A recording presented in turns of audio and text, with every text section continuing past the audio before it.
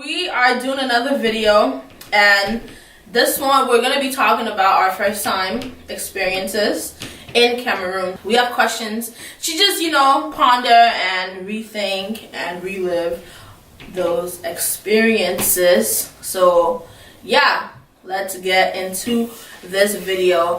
If you're not subscribed to my channel, subscribe, like this video, share it, and yeah.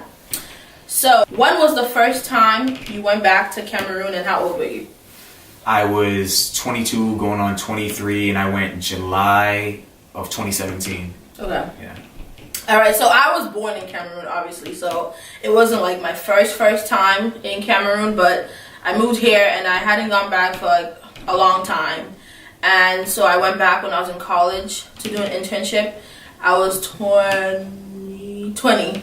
What was your first impression of Cameroon on day one? It was interesting. It was definitely like a big culture shock. One thing that was like different was like, of course, the infrastructure. There's a lot under development, but it was definitely a culture shock. Also, too, just like the people, the way of life. One thing I'll say is Day one. What happened? Day one. Yeah. Day one. Yeah, it's very like everything's like very like slow paced there. Yeah. Yeah. Day one, yeah, it was culture shock, infrastructure, and just the way of life. Things are very slow paced. And how they try to get money from you for the job. Oh my gosh, yeah. For me, my first impression was that time when on the plane itself, it was interesting because, so we landed in Douala because I was getting off in Yaoundé. So we landed in Douala. And people went off, and then other people boarded the plane. So when people off-boarded, right? When people off-boarded the plane, the flight attendants came and they started spraying like mosquito spray. And people were like, all these Cameroonian people, they were speaking in French. They're like, when we stopped in Brussels, we didn't think to spray. Now because we're black people, you think our mosquitoes will eat you? Huh? So disrespectful. This is how these... And the flight attendant was like so frustrated. And literally that experience, and it's like this person would say something, then the next person would stand up and say something. I was like, okay, I have arrived. So my first impression was just like, wow. And then when I got to the airport and I was driving around and it was dark and I was just like, it was just very nostalgic for me. Like, I was just like, wow. Like, I felt like at that moment, like you were somewhere and then you were like uprooted and then now you come back and then it was just like wow. Wow. Yeah. What shocked you the most about Cameroon? What shocked me the most?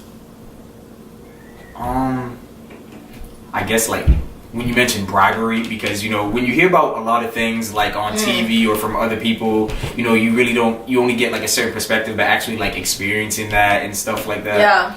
And people always trying to like just sell you something. And and also too because when people heard my American accent, everybody was trying to rip me off. Money. They were trying to rip me off. Yeah. So that really, I don't know, but can't knock their hustle. I guess can't knock the hustle. Yeah, definitely. For me was the fact that everyone was always warning me about everything. Like, we would leave. So I remember, like, I had my bag, like this crossbody bag, and we would get out. As soon as we get out of the house, like, we're feeding them, they'd be like, put your bag across. Like, they're like, don't hold it like that. You gotta put it across and then flip it to the side and hold it because someone might snatch your bag. I mean, it happens pretty often, but like, I was just so shocked. Everyone's always taking precaution of everything because they always think that something's gonna happen. I mean, it does happen, but thank God nothing happened to me when I was there. Like, you go to the market, they're like, hold your bag. Don't take that with you. Put your phone away. Don't use your phone here. So yeah, just how people are always living sort of in a sort of fear. Got the guard up. Exactly. What was the funniest experience of your trip? This one is gonna be a long list. Yeah, there were a lot of like funny moments, definitely. But for me, because I saw a lot of meme-worthy things out there, but the funniest thing was I remember. Okay, everybody. There's a lot of people who ride on scooters, over there. So one thing that was really funny was we were in the car and then we saw this guy on a scooter passing by. A bike. Yeah, a bike. Mexican. Okay, yeah. and he was holding like 2 pigs. Yeah. Alive. They were alive. Yeah, holding 2 pigs. Tied up. Yeah, and he wasn't the one driving, of course. Yeah. So there were 2 people on the bike, and obviously the guy in the rear was holding 2 pigs. And I saw that, and I was just. It was like a flash. Yeah. All we heard was like oink oink oink oink, Yo. and then like you turn around and it's like someone riding a bike with pigs, sitting on the pig. Yeah. And then like hitting the pig like be quiet. I was just like. I didn't like. Yeah. It took like a while for it to process in my head because I'm like, am I really seeing what I'm seeing right now? Oh my god. That was hilarious. Yeah, that was meme worthy. Yeah, definitely. Oh my gosh. Yeah. When I went back for the first time, I think the funniest, also kind of scary experience was that I remember coming back from like my internship. Mm-hmm. So I decided that I was gonna take taxi. I didn't want to be driven and stuff. So I leave at like 5 p.m. I get in the taxi, and then you know how like when you get into the taxi, and then if say you were the last one to board, and then you're on the door area, mm-hmm. and then when the other person is getting off, they don't go off the roadside. Mm-hmm. You have to like get out, and then they get out. Yep. So they were getting dropped off. I think all 3 or 4 people were all together. Mm-hmm. So the taxi guy stops. I get out, and then.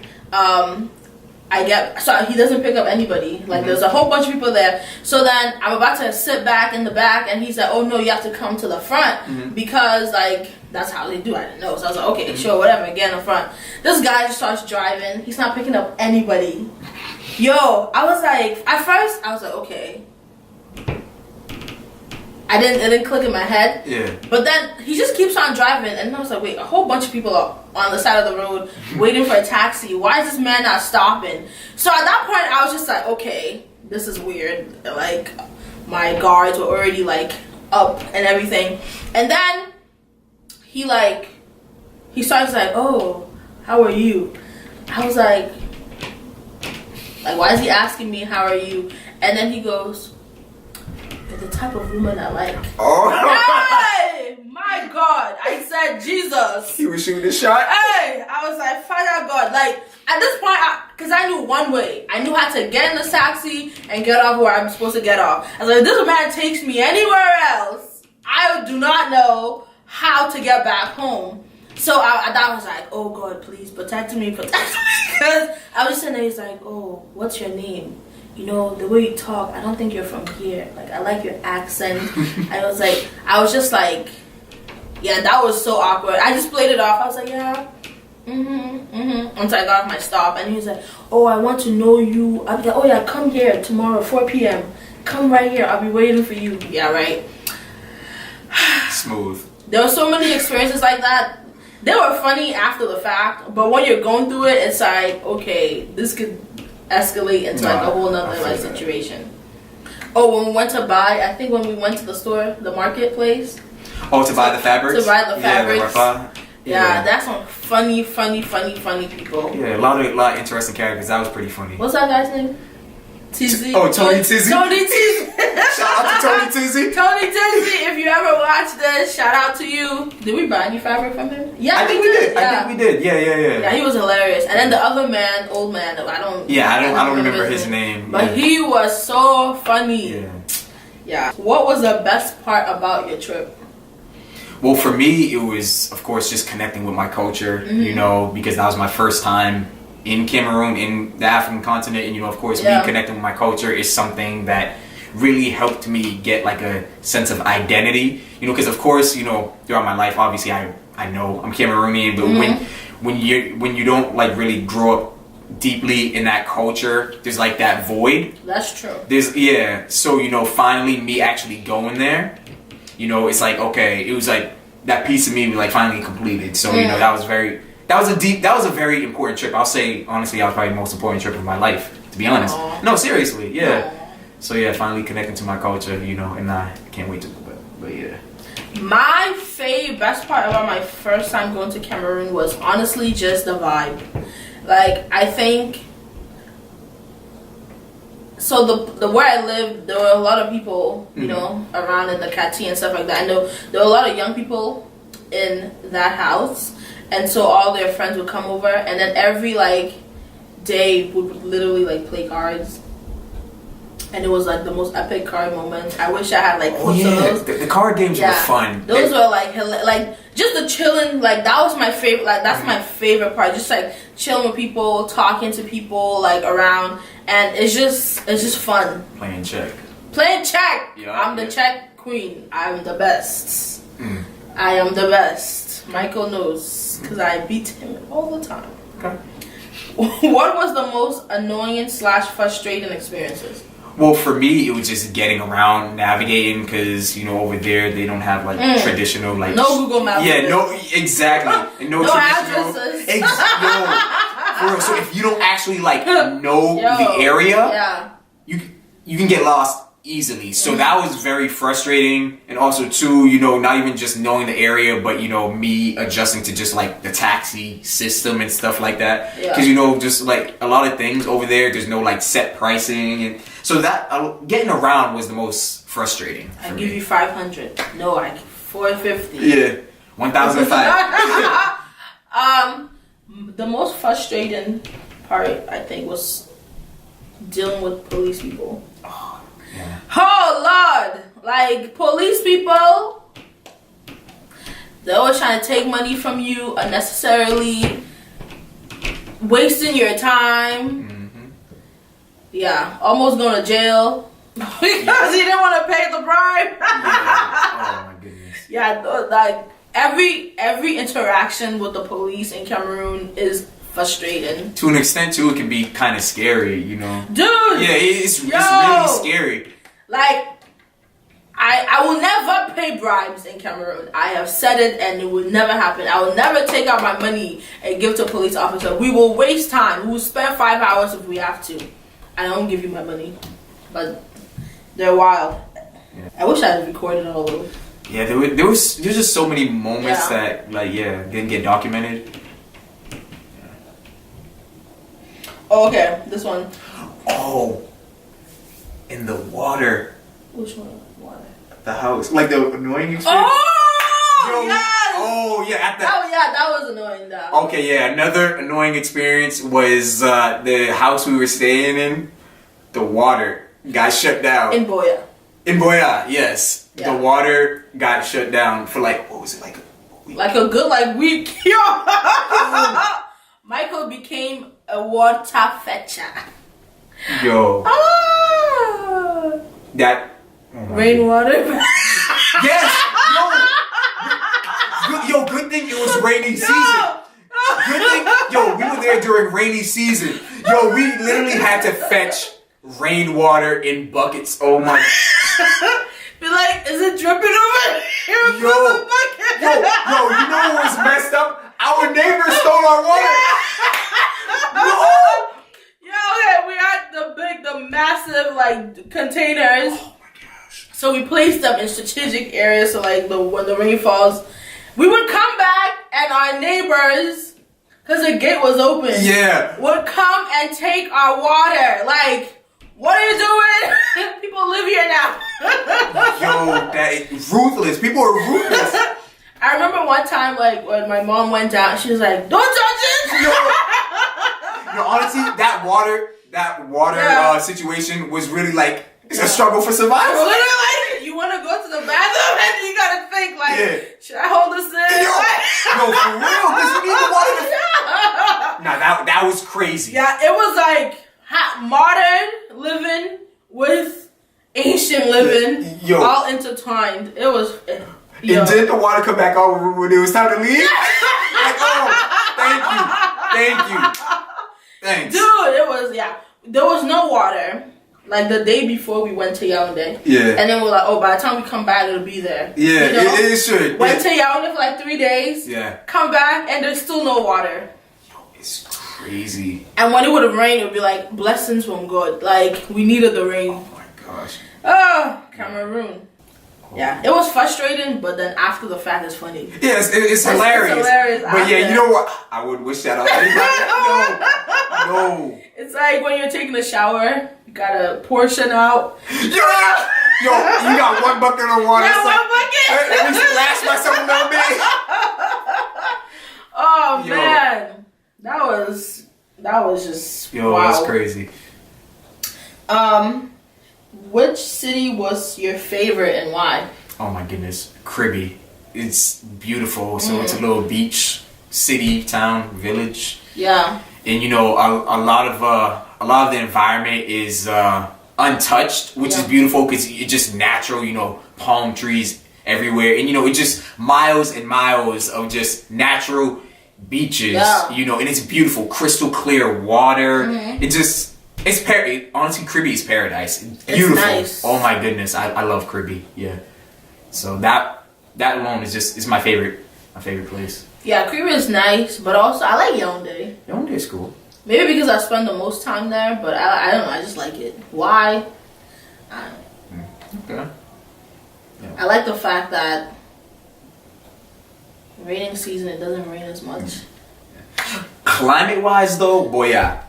Oh because yeah, it's very it's basically high up in high elevation, so definitely. Because it was rainy season, but it was still very hot. But boy, but it's cooler. Yeah, it's definitely cooler. Mm-hmm.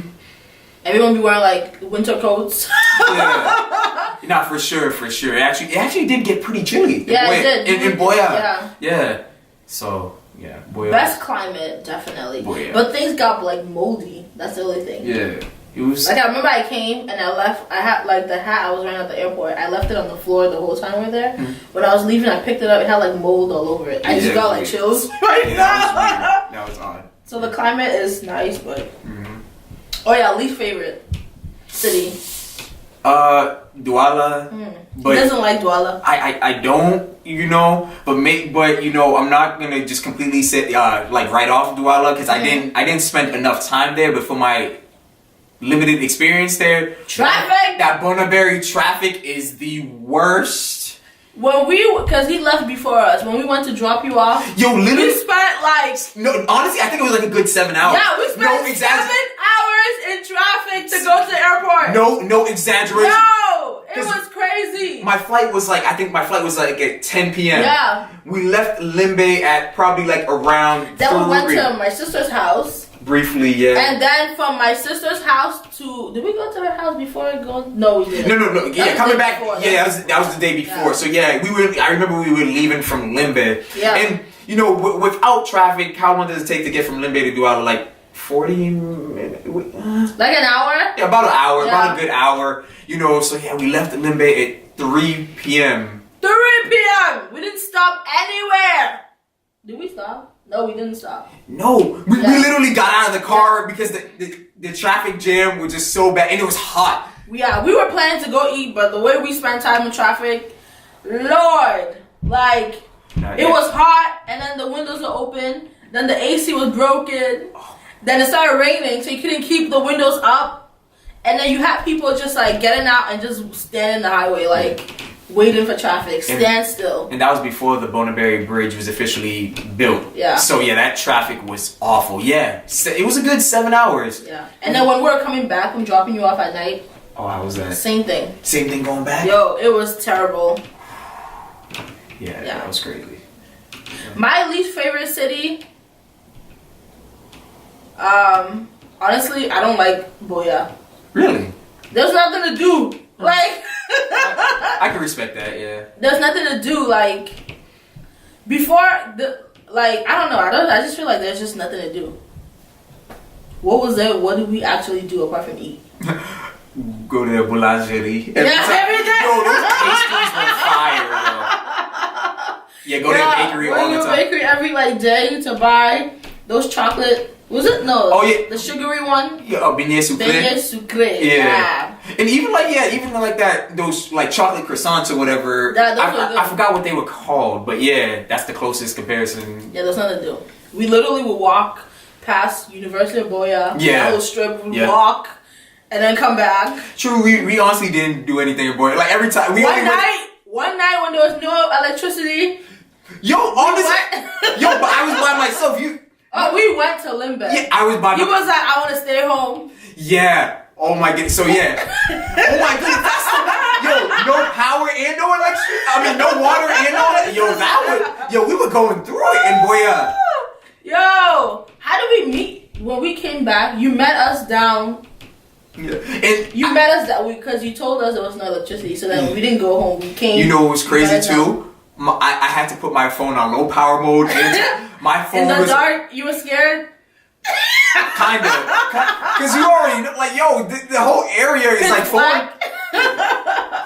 And people know I'm like not from there. Like, they can, yo, there's so, and it was at night too. It was late at night, and you know, okay, one, it was pitch black in the house. I'm not about to just chill in a pitch black crib. No, we ended up just walking. I ended up just walking, the strip and stuff like that. We met you, and then we just walked, back and forth, and then he thought he was trying to go get some girls. Failed attempts. I gotta shoot my shot. You know what I mean? Shooting his shot? Of course. I mean, what am I supposed to do? Of course I'm gonna shoot my shot. He was like, okay, y'all wait over here. I'm gonna go talk to them. Yo, beauty natural. Yo, I was like, are you okay? What did you tell them? I don't even remember. I think I was just like, hey, how you doing? I don't know. I don't remember. But yo, of course I gotta shoot my shot. My name is Micah. I'm from US. I ain't say all that. I can give you a visa. Yeah. I didn't say all that. But yeah, of course I shoot my shot. Oh God. That was funny. Most memorable memory. I think about that when you think about it, it's like, wow. Most memorable memory. Oh, wait, give me a second. Because, like, there was so much, honestly. The whole trip? I mean, yeah, because there was so much that happened. And even, like, when we're explaining, like, from the previous question, some of the things, like the power shutting down, that's a big memory. Because that had a great impact. You know, going to Cribby was exciting, you know. That was a great memory. Yeah, there's a lot. Oh, I know mine. Okay, what's up? Not having a bathroom, traveling on the highway.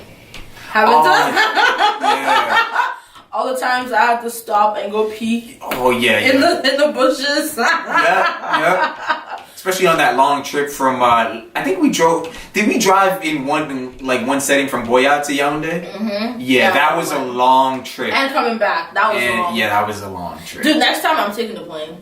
Yeah, I want to do that. I want to have that experience. Come here. Yeah, come here. Yeah. Next time I'm taking a plane because those it's not fun driving for that long. Yeah.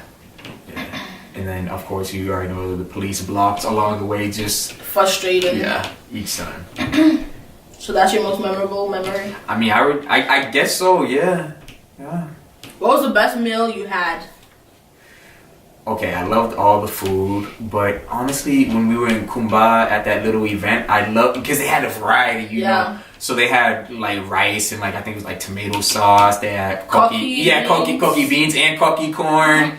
You know, of course, they had plantains. They had a variety. A lot of stuff. They had a little bit of everything. So you know. Dole. Yeah, exactly. It was a plethora of food. Yeah. I don't know, a lot of food. That's a big word. Oh.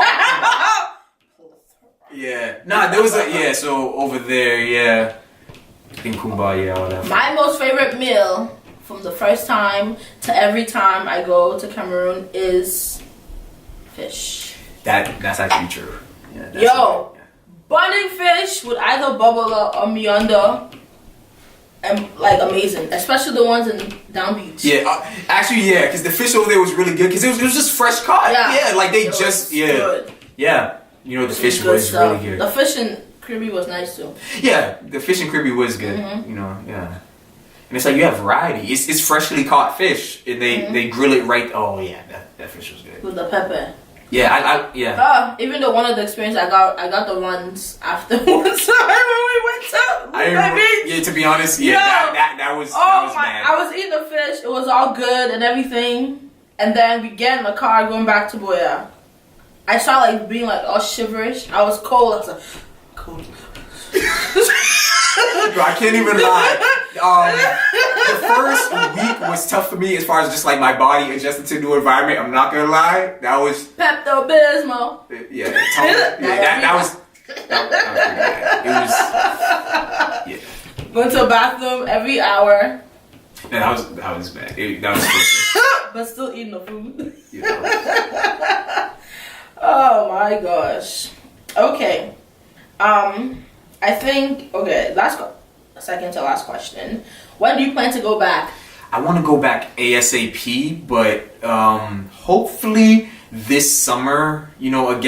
Summer 2019, maybe in August, because my birthday's in August. Don't be telling your information like that. No, I'm just in I'll August. be watching this. You insulted the police.